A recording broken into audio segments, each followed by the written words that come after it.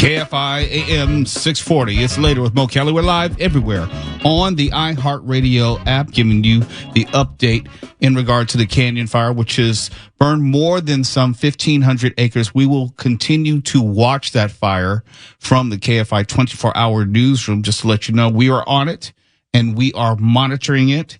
And in the next segment, we'll tell you about the latest with LADWP, that service outage, which has impacted so many people. We're watching that story as well. There's a lot going on this day, and you think a fire, it's not a good time to have a fire when you have this heat, or if you have like a water service interruption. It's not a good time to have that when you have this heat, but you know, that's the way it's been going for Southern California as of late, where these things, there's a confluence of things happening at the same time. And sometimes I think LA just can't get a break. But we will be watching those two stories specifically, the Canyon Fire and also LADWP, to see if there are any updates with either or both. Maybe with the Canyon Fire, less so with LADWP. I don't think they're scheduled for another update until tomorrow morning, but we'll get into that. Also, we'll let you know if your car is on the list of the top stolen vehicles. And we know in Southern California, car theft is a thing, and depending on your make and model, you are either more likely or less likely to become a victim. We'll tell you what are the top stolen vehicles in Southern California. And also, LAUSD unveiled its new feature attraction, buses with Wi-Fi. I wish they would have had that when I was growing up. Well, I got a ride to school, but just in general, Wi-Fi would be kind of cool. Have all these devices and you're sitting on the bus for maybe an hour or so. We'll tell you about that before the end of the hour. And I'll have my final thought tonight. It has to do with sports and politics, because once again, politics just can't seem to stay out of sports.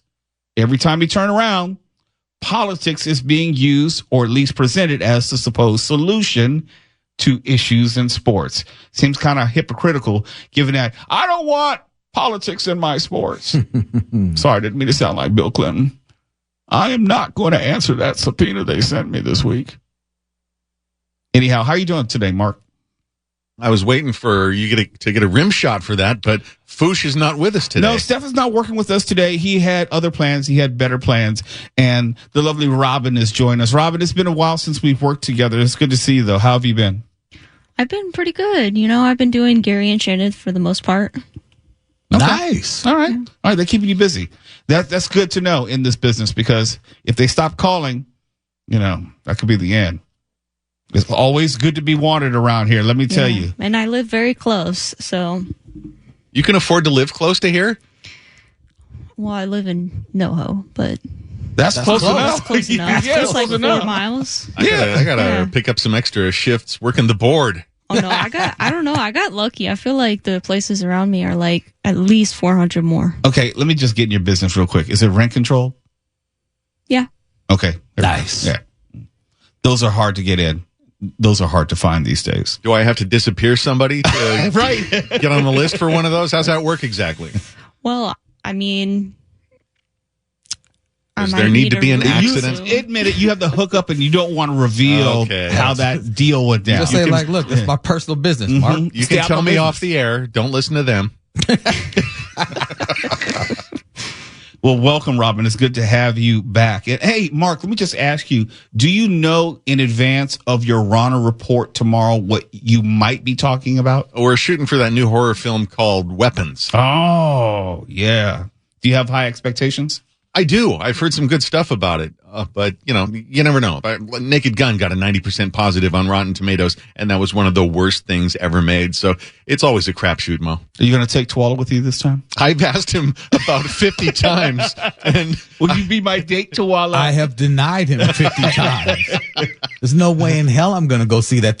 And here's the crazy thing: he does not remember when we went to go and see Fantastic Four. For some reason or other, this was one of the trailers that they played in front of it. He did not notice that I not only closed my eyes, but I just put my head down. I didn't want to look. I didn't want anything to do with the trailer. You'll be okay. I'll be there to protect you. Nothing's going to happen. I'm okay. No, I'm okay. I don't do horror, Mark, especially something that has to do with kids disappearing. That's not my swing, though. I'll hold your hand through the whole movie. No, you will not. Will you put your hand on his knee at least? Let them know that you're there. Mark, Don't look, bring up the that's- popcorn bucket thing, okay? Oh, did you reach into the popcorn bucket at the same we time? better move on. Never mind. I was that weird kid that I actually wanted to be on. Like, I wanted to be, the twins from Shining. Except Yeah, for you I have are a weird. twin brother, so that wouldn't really work. But I was that weird kid. I wanted to be those kids. I can see that. Red Rob, Not a stretch. That's weird. Red Rob. Very weird. No, the twins in the hallway didn't say anything. I know that, Red but- Rum was Danny. I know that, but people just know. It's the only thing I got from The Shining. Okay. Or I'll huff, or I'll puff, and I'll blow your house in. Here's Johnny. That's true. Okay. It's later with Mo Kelly. We have an LADWP update when we come back. KFI AM 640. We're live on YouTube, Instagram, Facebook, and the iHeartRadio app. You're listening to Later with Mo Kelly on demand from KFI AM 640. KFI. It's later with Mo Kelly. We're live on YouTube. Come on and join the Momigos. Make sure you subscribe, like, and share. We're doing something special here with our video simulcast, and we definitely want you to be part of it. The Momigos, the friends of the show who hang out there, and they have their own relationship and their own party. They have their own conversations. We do polls for you to respond to. We'll read some of your comments on the air and interact with you. We're trying to get Mark Ronner to interact with people with the Momigos, but he's kind of elitist. Well, So- it's less that than it is that I'm kind of at a race from the second I sit down here till the minute I leave. That's true. There's a great deal to do in the news department here at KFI, Mo. There is. You can throw out a comment every hour or so. Let them know that you're alive. Oh, the pressure. It is just slight pressure. Turn to the side and cough. You don't want that. Trust me, you don't want that. In all seriousness, no, we have to talk about what has been going on in the Granada Hills Porter Ranch area, the water incident. Here is what was happening earlier today, and then I'll give you an update on the notice to boil water. A long line of cars sit idling on Cessnon Boulevard Thursday morning, waiting for free cases of water. I was told last night at 9:18 that they closed at 9. So, and they opened at 7, and I'm number 21, and the line is, I can't see the end of the line. About 9,200 Porter Ranch and Granada Hills residents have been without water since Tuesday.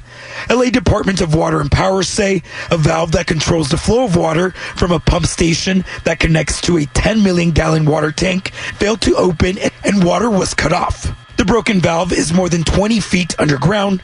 Oil and gas pipelines, a critical fiber optic line, and large boulders have made the excavation process harder. There's nothing really I can do about it. So, I just go ahead with, anything what I can do to conserve water and just get through this. The department set up 3 water distribution sites set to reopen at 7 a.m., but delays led to growing frustration. It's already 7:08 and nobody's here, and they're saying thank you for being patient. I mean, we have to work, we have places to go, we have to attend to our kids. We have to live our normal life, but this is hard to do.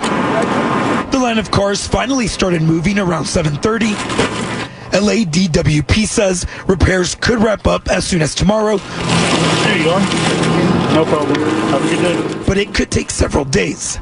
See, that's important. Could take until tomorrow, could take several days. And when you're talking about waters, it's not just drinking, it's showering, it's cooking, it's for pets, all sorts of uses. And this is very important. I want to make sure that this boil water notice is available to you. Of course, it's available on the website, but you should hear it as well.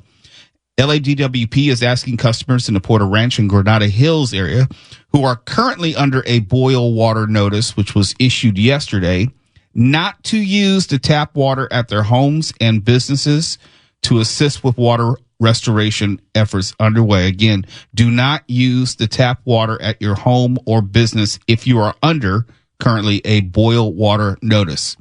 And then it goes on, as a result of the broken valve to a large diameter trunk line that supplies water to the area, customers in those communities have either lost water service entirely or have low water pressure at their homes and businesses. As crews make progress toward refilling the water system in the area, customers may experience low water pressure at their tap. We need customers to keep their taps shut and use bottled water for drinking and cooking, which uses to allow the pipes and tanks serving your neighborhoods to refill. So even though you may have low water pressure, that is not a go-ahead for you to use your taps at this time. And this is assuming that you are presently under a boil water notice. Using tap water during these operations will cause a loss of pressure that is critical to restore service. Please turn off sprinklers. Do not use water available at your home or business for irrigating your lawns and gardens, obviously, but someone will probably try to do it. In addition to continuing its bottled water distribution, as you just heard about, LADWP will also deploy 3 water tankers today, as in Thursday, with non-drinking water to the 3 bottled water distribution locations for customers who want to pick up water for non-drinking uses, such as lawns and gardens. Information on these 3 locations are available on the website, LADWP.com. And also, meanwhile, LADWP crews continue to work around the clock on 2 fronts to pump water back to the trunk line to restore water to customers, and excavating more than 20 feet below ground to access a 54-inch diameter line supplying water to the area to repair the broken valve. So this information is going to be updated again tomorrow in the morning. I would encourage you to listen to Wake Up Call and also Bill Handel's show. They will probably feature it prominently and quickly, so you can get the latest information. And, you know, when they say, you know, it seems like it's all happening at once, where you have the hottest days of the year, and then you have these water interruptions. And it's one thing when you have a water interruption, but it's another thing when you don't have any water availability. I think about those who may be elderly. I think about those who may have a disability or limited mobility. It's one thing to say, hey, Twala, can you go run, get some bottled water or something? That's one thing. But if you might be shut in or limited as far as your mobility, it makes it much more difficult to go to a local place where they're handing out water. Or if you need water just so you can bathe, or if you can cook, it makes it much more difficult. So even though you may have some water pressure, let me reemphasize, if you are under a boil water notice, LADWP is instructing you to not use the available water at your tap, even though you may have some water pressure, as that may interfere with the complete restoration process. Yeah, and I didn't see this earlier, and this is right where we're at. This is right where, you know, my co-parents stay. Yes. This is where the kids are right in Granada Hills. That's why I'm making sure that I'm texting now to make sure that, hey, well, this is 6 hours ago. No, we have some people who work at KFI who live in the Porter Ranch area. Yeah. Oh, yeah. This is literally, yeah. Like I was in Porter Ranch earlier today at the school working, and then, you know, and I left Granada Hills to go to school. So I'm like, this is right where I'm at. Damn it. I try to tell people when we talk about, let's say, the fires, or we talk about the earthquakes, we're not talking about these things from a distance. When we talk about, let's say, the Hard Summer Music Festival, we're not talking about it as something that is happening over there. We're talking about as people who live in these communities, who have relatives, friends in these communities. And not only are we concerned about the communities, we're concerned about the people that we actually know. And if sometimes it's even us, we're talking to our friends and family, inclusive of you, because it impacts us as well. Sometimes when I talk to people, they sometimes forget. It's like, someone was very complimentary about our fire coverage back in January. And I was telling her, it was a woman, I said, this impacts us. I'm thinking about people who live in these communities that I know personally. What information would they want? Would they need? Can I use this microphone to help someone right where they are? You know, because I was saying, we have people who work here who live in Porter Ranch. Yep. Talk about your co-parent who lives in Granada Hills. You know, this is important. So the last thing I'm going to do is be careless with the information or incomplete with the information, because I know someone can be helped and someone will be helped, more importantly. It's Later with Mo Kelly. KFI AM 640. We're live everywhere on the iHeartRadio app. When we come back, we're going to tell you about the top stolen vehicles. Maybe your car is on the list. And yes, we will keep you updated on the Canyon Fire. And also if there's any other information which should be disseminated regarding LADWP and that service outage in the Porter Ranch, Granada Hills area. So just keep it right here. We're live everywhere in the iHeartRadio app. You're listening to Later with Mo Kelly on demand from KFI AM 640. KFI AM 640, we're live everywhere, the iHeartRadio app, and also on YouTube. We are going to talk about the most stolen vehicles. And thieves are targeting one type of car above all others in the country. And it's far more frequently stolen than any other make or model. And you're probably wondering, well, is it mine? Should I go out and check on my car? They list 20, but we'll give you the top 10. These are the most stolen cars in America. Mark, you have any predictions before we get going? Hondas and Toyotas. Oh, damn. I was going to say Honda, too. No. Customarily, that's the case. So I think those are great guesses. Twala? I know for a fact it is not the Ford Bronco Sport. I'm thinking Kias because they had that issue with the whole USB thing. They were stealing Kias. Kia's definitely got to be number one. That's what I'm thinking. All right, let's see. Coming in at number 10.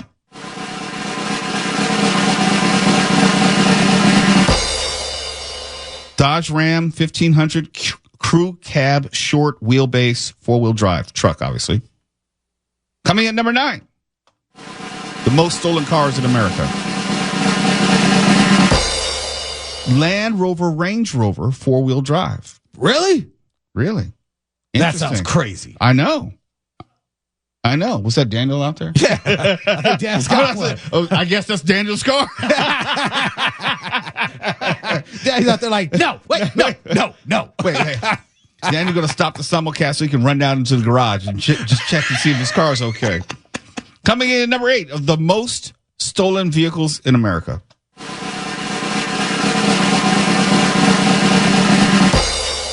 Dodge Durango 4-wheel drive. So the 4-wheel drive seem to be very, very popular for some reason. I'm getting a little nervous. I don't have a 4-wheel drive. Number 7.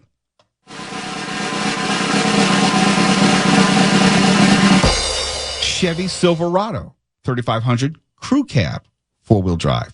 Again, now this is America, not Southern California, so it may vary.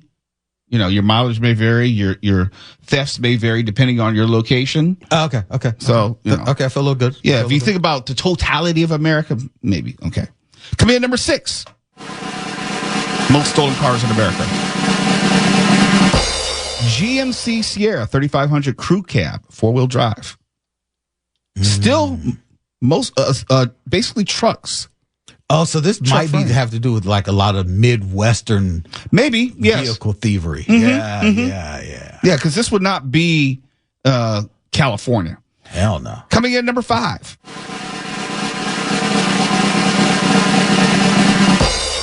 Acura TLX 2-wheel drive. People still drive Acuras. Look, I see them every now and never. Not often, though. Yeah. You know, they look like, oh, yeah, that's a Honda with a different logo on it, for the most part. I know they're same corporation, but still. Yeah. Acura, they just don't have a footprint anymore. Coming in at number 4 of the most stolen cars in America. Oddly enough, no Honda, no Toyota, no Kia.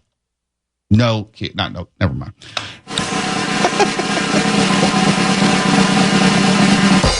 GMC Sierra 2500 crew cab 4-wheel drive. Yeah, this is definitely across America, not Southern California. Coming in at number 3, the most stolen cars at America.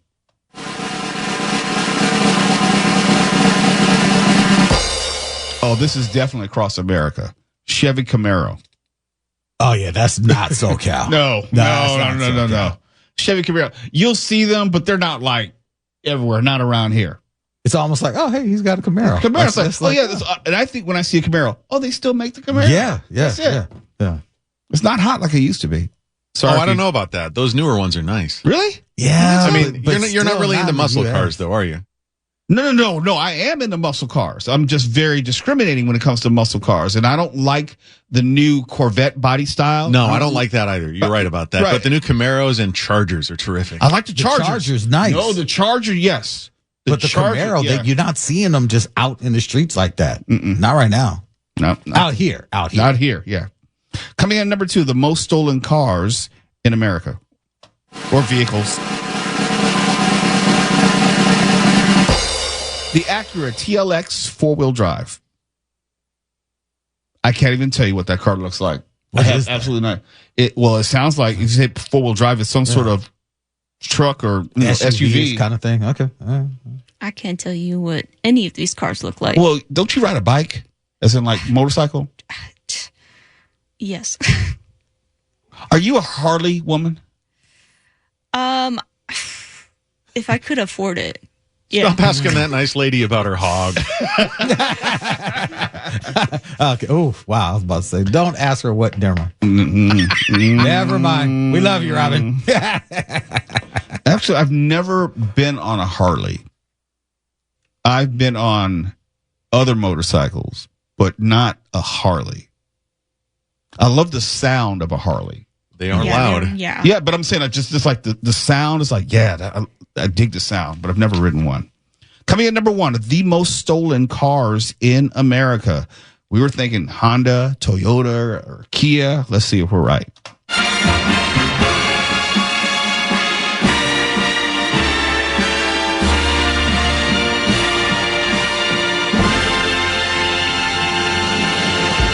Chevy Camaro ZL1.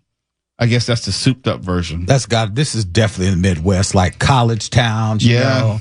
Johnny got a new Camaro XYZ STL1. He got it for graduation. All right, those are a little ridiculous. Piggly Wiggly with it. Okay, so the bottom half of that list, we gave you the top 10. Number 11 was Chevy Silverado. Number 12 was Dodge Ram 3500. Yada, yada, yada. Number 13, Honda CR-V hybrid 4-wheel drive. Number 14, the GMC Sierra. 15, Dodge Durango 2-wheel drive. 16, GMC Sierra. Number 17, BMW X7 4-wheel drive. That's a large luxury SUV. Number 18, the Mercedes-Benz S-Class long wheelbase 4-wheel drive. Number 19, Jeep Gladiator. Oh, yeah. People, they're not stealing Jeep Gladiators out here in Southern California. Nah. And number 20 is Cadillac Escalade ESV 4-wheel drive. Still, this sounds like vehicles that are stolen in places where you need to get up out the snow. Right. And here are the least frequently stolen vehicles. Very quickly, I'll give you the top 10. No drum roll, just the top 10 least stolen. Number 10, the Subaru Crosstrek. Yeah, because that thing is ugly. Number 9, Volkswagen ID4. We have a friend who has an ID4. It's a nice looking vehicle. Yeah.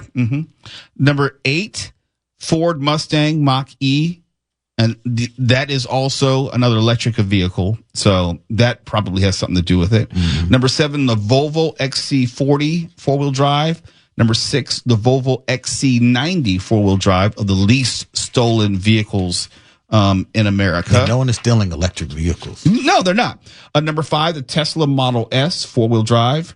Number 4, the Toyota RAV4 Prime 4-wheel drive. That is RAV4s? Yeah, look. They don't make RAV4s anymore. Yes, they do. They do. They kind of look like my car. They do. There are a lot of them out there. Once you see it, like you can't unsee it. Oh. They're out. They're everywhere. Number 3, Tesla Model 3 2-wheel drive. Number 2, Tesla Model Y 4-wheel drive. And the number 1 least frequently stolen vehicle, Tesla Model 3 4-wheel drive. Yeah.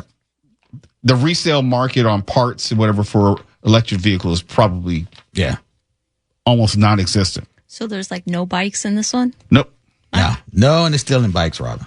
All right. Well, I'm quite sure they definitely not are. Los Angeles. But, not at the rate they're stealing cars.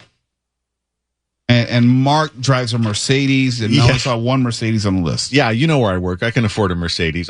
2 of them. I have 2 of them.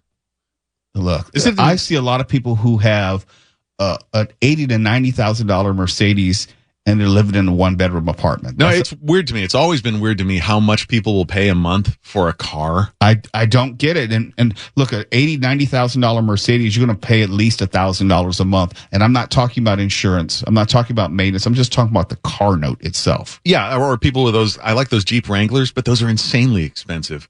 Or is it an insult, by the way, that I wouldn't even steal a Tesla? No, look, you have to have a place to charge that bad boy. Yeah, where are you going with your Tesla after a little while? Like, you can find those. And Teslas, one thing about those, they are very easy to find. The Tesla Corporation has tracking and tags. And all that because, and I only know this because I have a friend, he has a Tesla, and like when he needs to get it repaired, they can activate the self-drive function and activate it and drive it to the dealership. Yeah. He doesn't have to be in it. They can say, don't worry, we'll bring it in. They know exactly where it's at. They can bring it in and send it back to him. So anytime there's a recall, which is fairly often, they can just disappear the car. Yeah, they can disappear the car. Okay. Yes, absolutely. I mean, yeah, it's counterintuitive. Stealing, though? He must spend a lot of time without it. Not if you give him permission. No. Hey, and he has been trying to get this one thing fixed since forever. And it's like, he's like so frustrated because he'll spend like 3 hours on the Tesla line, and it's an AI system. Mark, of course it is. Of course. So it really gives him the runaround. But when they sent him a loaner, it's like he let it pulled up to the car, and it pulled up to his house, and it had all of his exact settings already in the car. The stations, the seating, the AC, everything. He doesn't have to do anything. It's like the program in his Tesla, it just switched over to the loaner Tesla. Imagine how happy he must have been. He was ecstatic. Look, I have been in some Teslas. They are really, really nice. They are some fine automobiles. Until they aren't. No, I'm just saying they're fine automobiles. I just refuse to buy one. I just refuse. I mean, I sat in it with him, the theater in his thing. Like, he puts it on. I'm like, I can see why you go to lunch in this thing. He's like, I'll be back. And he just goes, sits in his car, turns on AC, and watches movies on the big screen. Is huge. Yes, yeah. It's huge. I just won't be buying one. Not anytime soon. Not what I'm looking for in a car. What? Mark, oh, please. What are you looking for? You don't have to have Mark it drive wants a itself. big rear end on this car. Well, who doesn't like one of those, huh? You're listening to Later with Mo Kelly on demand from KFI AM 640. KFI, Mr. Mo Kelly here. We're live everywhere on YouTube. Got to check out the YouTube video simulcast. Like, subscribe, and share. We're live on Facebook and the iHeartRadio app. Have some LAUSD news to share. Yesterday, we talked about all the kids which were going back to school in various school districts. But in LAUSD, they have a new fleet of about 1,000 buses. 1,000. If you didn't know, LAUSD's transportation is one of the largest in the country. And they're highlighting this new fleet, which includes 180 all-electric buses. Some of the buses will run on alternative fuel sources, like probably gas, natural gas. Improve seatbelts and Wi-Fi on board all 1,000 buses in the fleet. But if you happen to be a parent, here's what I think is the best part. All the buses have been outfitted with GPS technology that connects to an app, which will allow parents and school officials to track the movements and schedules of each bus. That's kind of cool. That's a good way of utilizing technology. Now, I was a kid, unfortunately, and I do mean unfortunately, my parents taught at every school I attended. So there was no avoiding them. And, there was no hanging around after school with my friends or walking to school. They drove me to school. Or doing drugs. No, there was no. No, they kept me on a real short leash. They knew my grades before I knew my grades. They would just walk down the hall to the administration building and say, so what are Morris's grades like? How's he doing? Is he turning all of his assignments? There's nothing I could get away with academically. So there was nothing like going by. We had this thing called BLers behind the library where people would go to smoke cigarettes and weed. But there's none of that going to happen for me. This is impossible. I grew up in a latchkey generation, but I never had a key to my house because they wouldn't have allowed that. Anytime I was going to enter the house, they had to know about it. That is nightmarish. Oh, no, it is. It is. And we had issues along the way. Let's put it that way. You must have acted out in some way. Oh, absolutely. I don't know if they still do it today, but it used to be where you have citizenship grades. You'd have your letter grade, and then you have citizenship grades. It was excellent, satisfactory, unsatisfactory. I would get an A in the class and an unsatisfactory citizenship. Yeah, I got a couple of those. Because I was just going to be a smartass. I was mouthing off all the time. And as far as I was concerned, I'm getting the grade, so shut up, Mom, okay? Wait. I didn't get the good grades I think either. I'm too young for this. What is this? You didn't have citizenship grades? I don't remember that, no. You're going to have to explain that fascist system we had to the young person. Citizenship, we were graded on how we comported ourselves, whether we behaved in class, and we got either E for excellent, S for satisfactory, or U for unsatisfactory. Oh, I probably got all U's. I got some U's in there, and I just did it just to spite my parents, because I did not want to go to a school where my parents were teaching every freaking year. Be like, hey, guys, I just want to transfer. Thanks. I wanted to go to my neighborhood high school, which was Narbonne. They wanted me to go to South Torrance High School, where they were teaching, or at least my mother was teaching at the time. Yeah, I had a very strict upbringing. They'll deny it to this day, or at least my mother will. But they always do. Yeah, they have no idea. I'm still dealing with it. They always black out, you know? Residual I never did that. issues. Oh, no, my mom was like, we didn't ground you for months. Yes, you did. You were so repressed. I would advise nobody to go digging around in your backyard. Bones everywhere. Yep. Very quickly, before we close out the segment, we all remember that one teacher, speaking of which, who made a difference, who believed in us, challenged us, or just made us understand that learning could be fun. Now's your chance to say thank you in a big way with iHeartRadio's Thank a Teacher, powered by Donors Choose.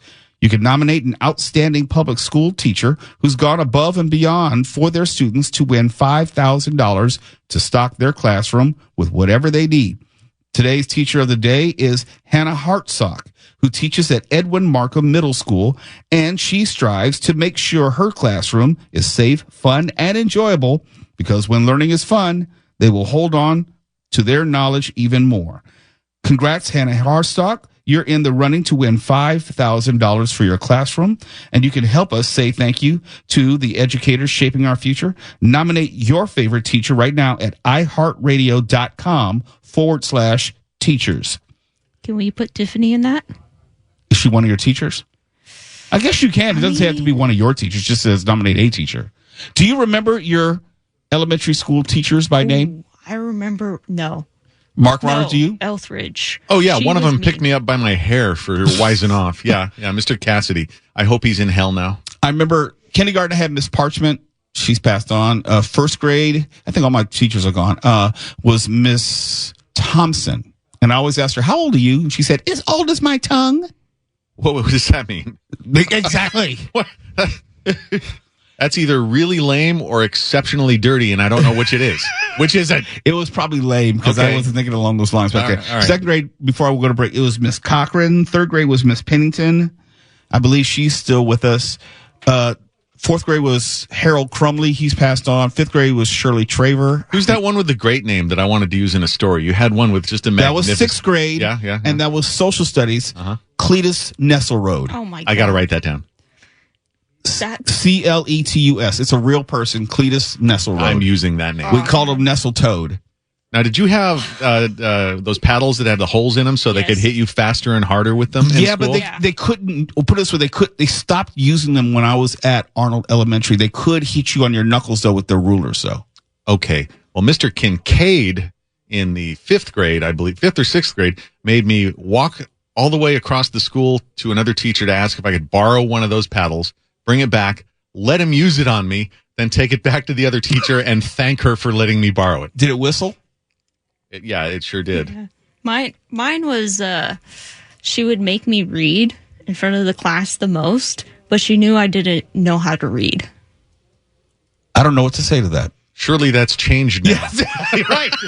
We can only hope. Well, yeah, but I hated reading in front of people. I still do. Oh, I love just being an a-hole in class, and a class clown. Mo, clear out the next segment. Robin's going to do some reading. Okay. KFI AM 640. We're live everywhere in the iHeartRadio app. KFI. KFI and KOST HD2, Los Angeles, Orange County. More stimulating talk.